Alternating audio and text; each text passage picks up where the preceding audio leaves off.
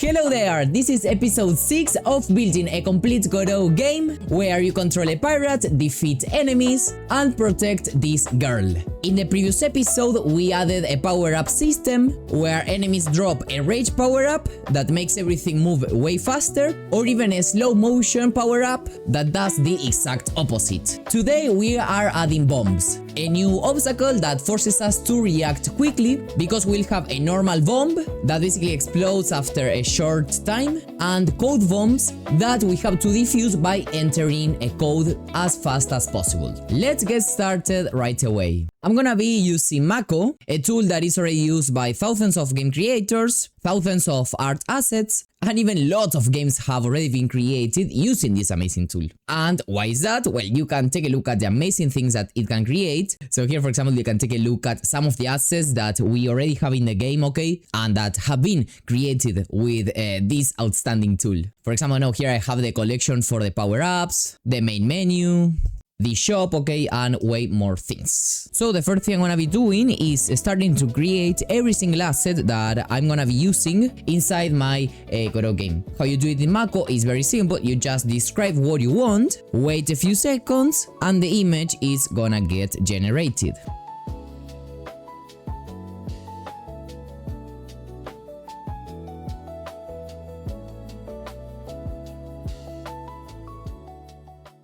And something that I love about Mako is consistency. As you can see, the game it has been growing a lot in the past episodes, so it already has a defined style, okay, that is like this kind of cute style, pirate style game. So the bombs and any other object that I want to generate must match this style. And here in Mako it's super simple to do that because whenever you write a prompt, you select reference images. So for example, these bombs that have been created here follow the style of this image. That's why they feel, let's say, from the same world, and that is amazing that AI can do it. And another very good example of this, for example, I generated this bomb, and as you can see, the style is similar, but it's not exactly the same style as the other bomb that was generated. So what I've done in this case is not only reference my, let's say, general concept image, but also save this one as a reference or as a concept image, and then I generated another bomb with the exact same prompt, but referencing this concept bomb. And therefore, both will follow a very similar style. And if you've ever used before AI sprite generators, you know that sometimes they have a very hard time following consistency. But here Mako, by using reference images, does it perfectly. Following this exact same workflow, I continue to create the other assets that I will need. And by the way, another example of consistency. Firstly, I have forgotten to actually select reference images, and even though it generated a pretty cool window for this, I believe didn't quite match the style of the game because at least for me it was a little bit too detailed, okay, for the game. So well, I saved it as a concept image, and then I selected it. I also did the same thing with the general concept image of the game, and I told Mako to create it again, but in a style, okay, that the game has. And well, as you can see, the final result was very, very good. So well, here are all the elements extracted, and I also added a timer icon, once again referencing this original concept image, okay? So this is how my obstacles collection look like. I have the concept art.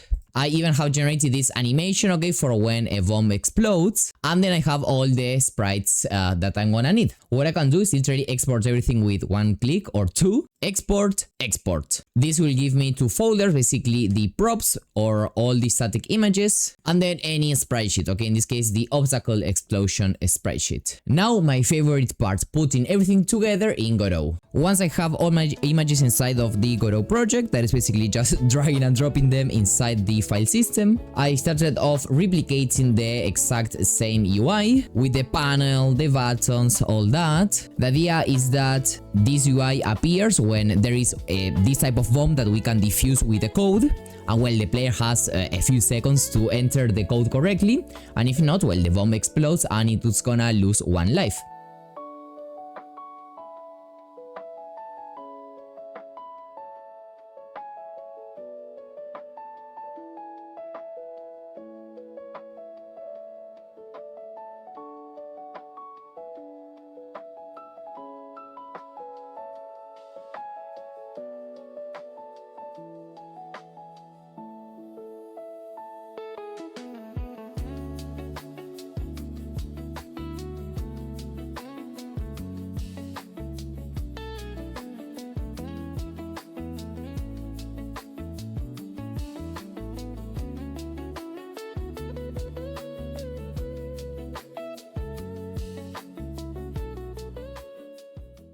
Okay, take a look at this very amazing window that we have been able to create. And once again, it has literally every single element by separate. Now, I'm gonna very quickly, okay, set up the bombs scenes, or actually first the explosion, okay, scene, which is gonna be very simple to set up because what I need is an animated sprite 2D, create a new sprite frames resource, and here I can load the frames from a sprite that I have inside images. Take a look at the amazing number of sprites that we already have, obstacles, sprite sheets, and here I have it. Then I just need to slice it, and in this case, I'm not gonna import, well, first of all, like completely empty frames like these ones, and also frames in which I can already see the bomb. I just want the plain explosion. So let me remove all this. And well, take a look at this. It looks very awesome. Then, for example, here's the normal bomb scene. So let's load in the corresponding sprite. So normal bomb, there it is. It looks really awesome. And then the code bomb, here it is. As you can see, like they are very big, I think. So I can directly go to the main scene, instantiate them. So here I have the code bomb.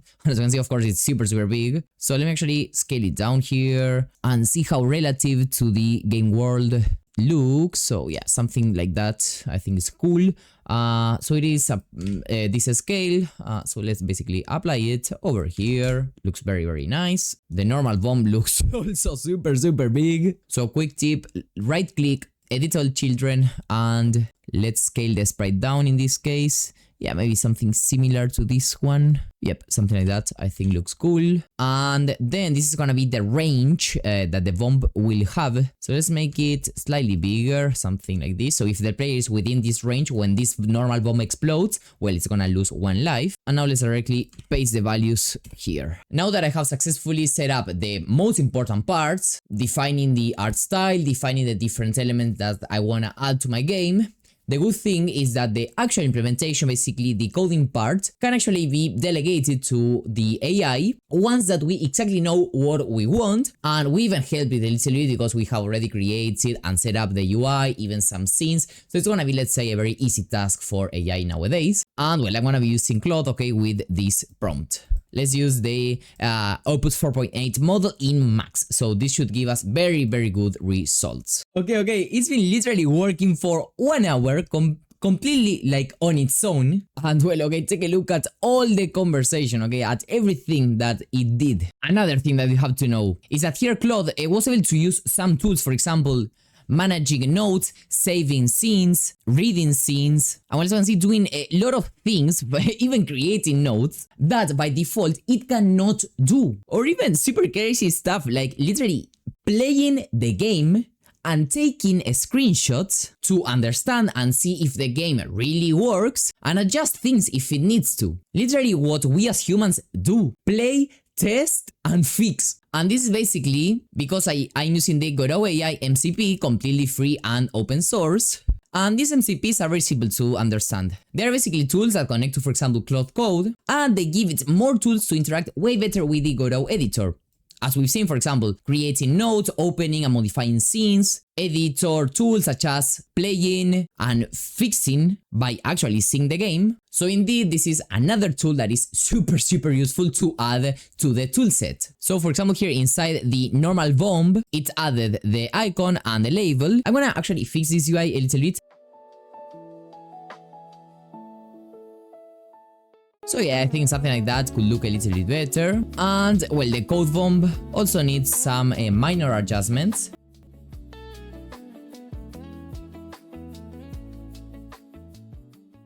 Okay, I think that looks very well now. And well, now the most important parts, right? Okay, let's see it. The idea is that when we kill enemies, well, they can drop different things, for example, power-ups, coins, a coin bag, even. Okay, and here we have the first bomb, so we have to be like outside of this area. There's it explodes. Okay, it looked awesome. Okay, the effect looked awesome. There were too many things happening at the same time. So let's go again. Let's grab these coins, for example, and let's, for example, go to the shop, okay, buy the other character that we integrated in one of the other episodes, even some of the upgrades over here. Okay, yes, this looked like super awesome. Let's go back. Okay, shoot at these guys. Okay, we have this other bomb. Let's give it some time and let's see how it explodes. Yeah, it looks awesome. Looks awesome. And of course, if like the bomb explodes on top of us, well, we should basically, there it is, take damage and lose 1 life. Let's now try to see the bomb that we have to ourselves defuse. Okay, so here we have one. Let's go here. Oh, I've lost 1 life, but why? Oh, for this guy over here, come on. So yes, indeed, the game now is getting a little bit more complicated because now we have to make sure that we defuse the bombs. That enemies don't touch like this girl over here. So actually, a lot of things, Okay, so here we have one of these bombs. Okay, press E. And okay, we have 6 seconds to enter the code. So 7, 1, 5, and enter. And okay, perfectly, the bomb got defused, but this guy touched the girl. So let me actually do some modifications to the game itself. For example, let me move all this up a little bit. Yep, something like this and like this. And here's the prompt I'm gonna be sending Claude.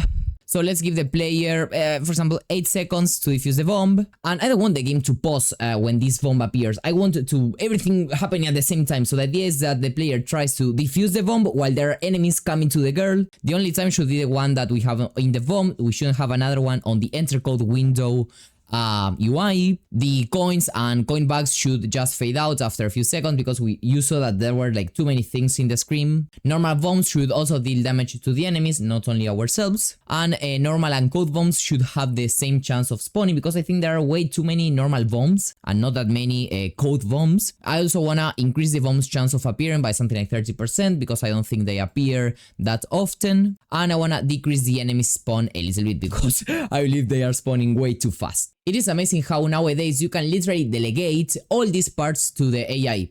Once you have a clear vision, once you already have the art import as we've done, you can really just express your ideas to the AI, tell it where to find the images, the scenes, literally anything, and it's gonna say assemble all together. But okay, you are still the game director behind it. You were the one who, for example, got the idea of integrating normal bombs and code bombs. You were the one who validated the art that in this case Marco was creating. So it's not like, okay, telling the AI to do everything. You just give it very specific tasks and also very strict guidelines in terms of what it has to implement. Okay, let's see this again. Okay, here we have this bomb that we have to defuse. Let's go over here, press E, and okay, I think it's gonna explode. Yep, okay, so definitely 8 seconds is way too little time. So, here Claude told me that I can increase this time on codebomb.tscn, basically on the scene. So here we have it, code bomb, and we have fuse time, 8 seconds. Let's make it 20. I will put it in like 30 seconds because I think it's not, if not, it's gonna be like too little. Let me also increase the prompt range. That is the player within this distance sees the prompt and can engage with E. Yeah, let's multiply this by 2, for example. Here you can see how I'm still in charge of making this game as good as possible. The AI cannot like do literally everything. Okay, so we have this bomb. Let's start the fuse. Okay, press E, and while playing, okay, we have to enter 0. Let's kill these guys. That's cool. And 4, 7. Okay, there it is. Okay, and let's click over here. Okay, and there the bomb has been defused. Okay, a lot of things happening at the same time. I love it. And once again, another thing that you saw that I had to do on my own was basically balancing the game because I thought there were too many things happening at the same time, basically too many enemies. I had to defuse bombs. I have to defuse this one again.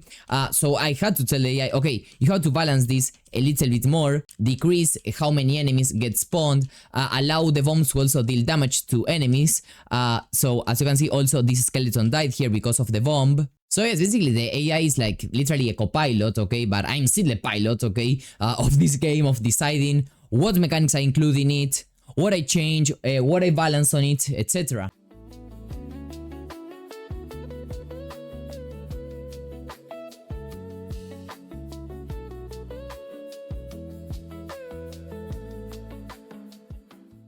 Okay, so this is all for today's video. I love how this pirate game is currently looking and all the things that we are adding to it. It's literally looking like a finished product, like a finished game. And you can actually validate this like inside of Marco collections because you can see like the absurd number of assets and collections and sub-collections that I literally have in literally all places. So once again, remember, I am still the pilot of this game. The AI is literally a co-pilot for me. So if you wanna start using Mako, you will have a link to it in the description down below with also a unique discount for you. See you in the next one and bye bye.